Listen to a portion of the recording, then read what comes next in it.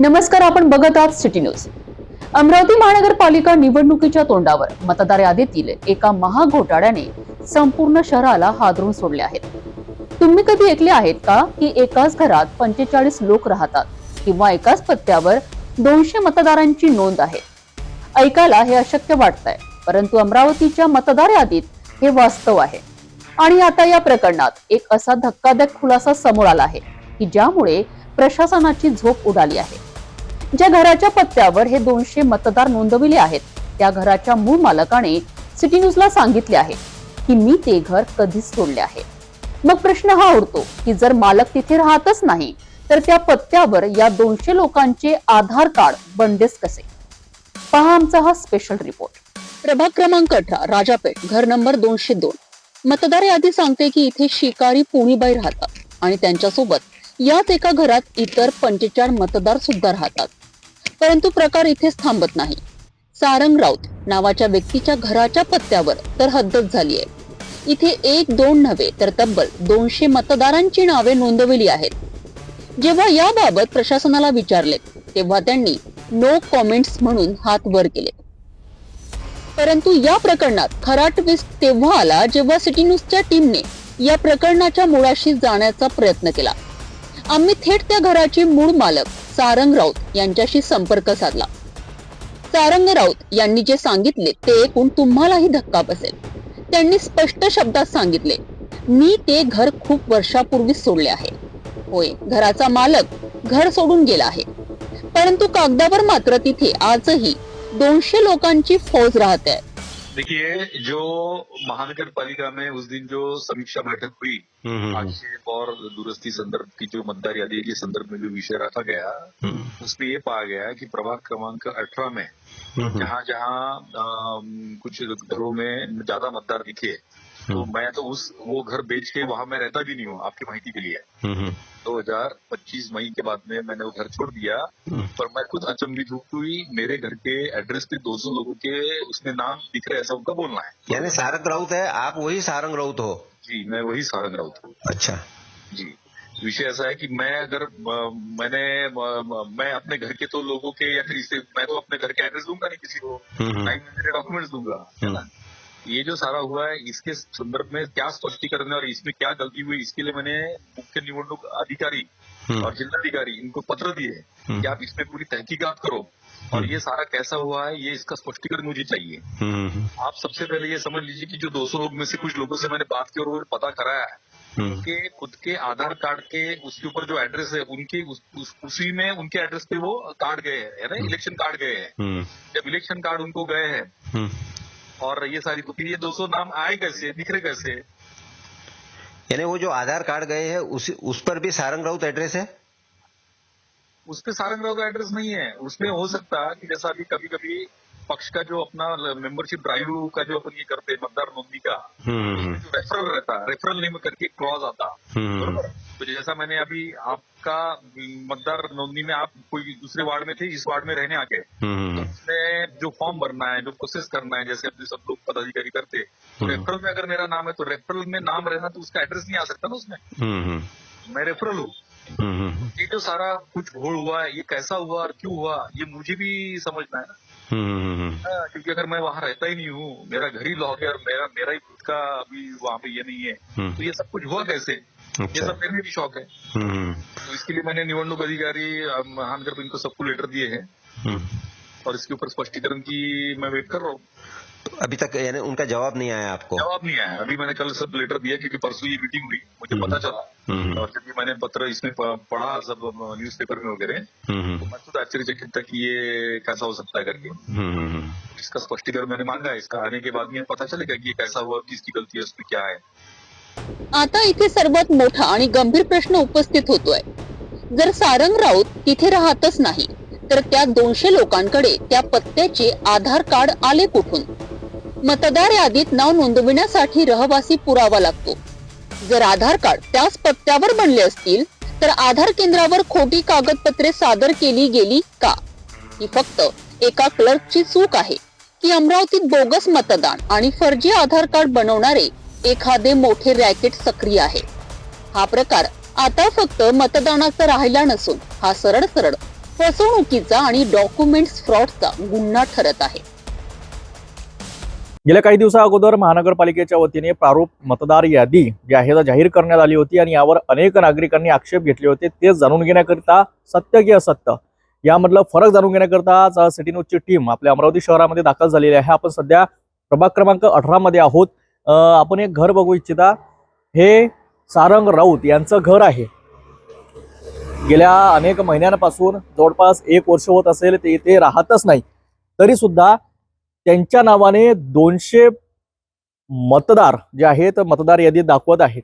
संपूर्ण बोगस असल्याचा आरोप या ठिकाणी करण्यात आलेला आहे. आणि असंच एक प्रकरण याच जे आहेत प्रभागात 2 असे प्रकरण समोर आली आहेत. एक म्हणजे ते पुन्नीबाई नामक व्यक्तीच्या महिलेच्या नावाने 45 बोगस मतदान असल्याचं या मतदान यादीत समोर आलं होतं. आणि सारंग राऊत यांच्या नावावर 200 मतदार असल्याचा सुद्धा आरोप यावेळी करण्यात आला होता. हे संपूर्णपणे घर बंद आहे. आपण बघू शकता या ठिकाणी कुलूप सुद्धा लागलेलं आहे. कुलपाची स्थिती जर आपण बघितलं एकंदरीत तर आपल्याला समजेल की जवळपास 1 ते 1.5 वर्षापासून या घरात कोणीही राहत नाही. संपूर्ण घर बंद आहे. तरी सुद्धा त्यांचं नाव प्रभाग क्रमांक 18 मध्ये जे आहेत ते या मतदार यादीत आलेलं आहे. आपल्यासोबत या विषयावर बोलण्याकरिता ज्या प्रभाग क्रमांक 18चे प्रतिनिधित्व करतात मुन्ना राठोड जोडलेले आहेत. आपण त्यांच्याशी नेमकी काय परिस्थिती आहे ते जाणून घेऊया. काय सांगाल, कशा पद्धतीचं हे संपूर्ण प्रकरण आहे? नाही, काय झालं की 20 नोव्हेंबरला अमरावती महानगरपालिकेने प्रारूप मतदार यादी घोषित केली. बरोबर. आणि प्रारूप मतदार यादी घोषित केल्यानंतर काय झालं की मी एक माजी नगरसेवक म्हणून किंवा इच्छुक उमेदवार म्हणून मी त्याच्यावर आक्षेप घेतला. बरोबर. आक्षेप घेतला असताना मला हे सर्व प्रकरण लक्षात आलं. बरोबर. लक्षात आल्यानंतर मी काय केलं की जे निवडणूक अधिकारी आहे झोन क्रमांक 2चे प्रमोद इंगोले म्हणून व महानगरपालिकेचे निवडणूक अधिकारी आहे त्यांना हा प्रकरण लक्षात आणून दिलं. मुन्नेबाईचं पण आणि या सारंग राऊत माझे मित्र आहे. हे अनेक वर्षापासून माझे मित्र आहे, इथेच राहत होते. परंतु त्यांनी आता हे घर विकलं आणि अनेक काळापासून ते कॅम्प मध्ये राहायला गेलेले आहे. बरोबर. परंतु त्यांच्या ऍड्रेसवर 200 मतं दाखवण्यात आलेले आहे आणि 200 मतं याच घराचा त्यांनी पत्ता दिलेला आहे. बरोबर. आणि असं असताना की बा आता मला हे लक्षात आलं की बा सारंग राऊत इथून दुसऱ्या ठिकाणी राहायला गेले. मग 200 मताचा पत्ता यांच्या इथे कसा दाखवलेला? मग मी आक्षेप घेतला. निवडणूक अधिकाऱ्यांना लक्षात आणून दिलं की बा आमच्या प्रभागामध्ये हे 2 प्रकरण असे अनेक प्रकरण राहू शकतात. बरोबर. कारण की या प्रकरण म्हणजे काय झालं की या 18 मध्ये अधिकृत महानगरपालिकेने जे लोकसंख्या दाखवली ते 26,909 दाखवली होती. परंतु वाढीव मतदान त्यांनी दाखवलं 30,473. जवळपास 3,500 ते 4,000. 3,500 मतं त्यांनी वाढीव दाखवलेले आहे. बरोबर. आता मी प्रश्न केला की 3,500 मतं कसे वाढले, कोणत्या आधारावर वाढले हे, आणि हे मतदान कुठचे आहे, कोण आहे, याचा पत्ता वगैरे आम्हाला माहिती द्या. बरोबर. तर जेणेकरून आमच्या लक्षात येईल की बा हे स्थानिक लोकच आहे, स्थानिक मतदारच आहे की इतर ठिकाणचे आहे. मग असं जेव्हा त्यांच्या लक्षात त्यांच्या निवडणूक अधिकाऱ्यांचा तो गोंधळ निर्माण झाला. बरोबर. त्यांच्या लक्षात आलं की बा आता हे कसं करावं.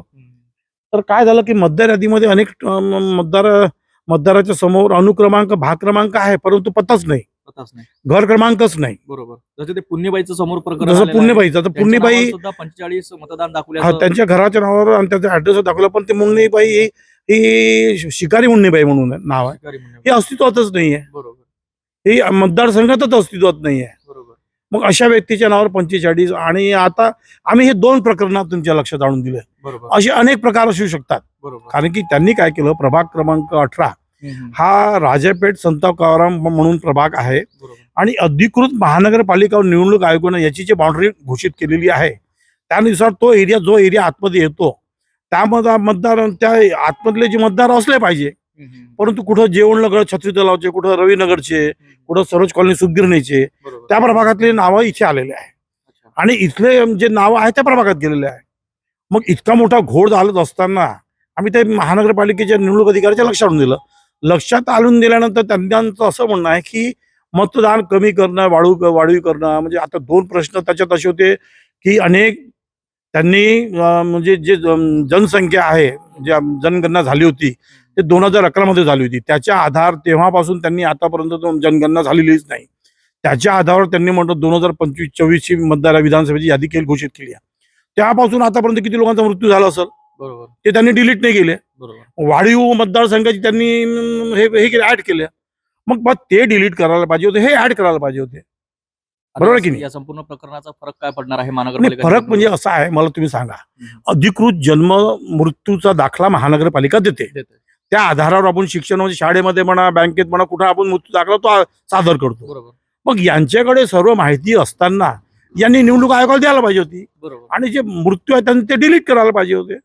नक्कीच आणि आम्हाला आज तो एक प्रश्न असा आहे की हे 3,500 आले कुठून आले कुठून आणि त्याचं समाधानकारक ते अजूनही उत्तर आम्हाला देऊ शकले नाही. निवडणूक अधिकारी म्हणा किंवा महानगरपालिकेचे अधिकारी म्हणा, त्यांचं म्हणणं की आम्हाला हे अधिकारच नाही आहे. आता त्यांनी फॉर्मॅलिटीज म्हणून आमची सुनावणी घेतली, आमचं अभिषेक घेतलं, परंतु आम्हाला डाऊट आहे कारण की त्यांनी अधिकृत यादी घोषित करण्याकरिता 3 तारखा बदललेल्या आहे आतापर्यंत.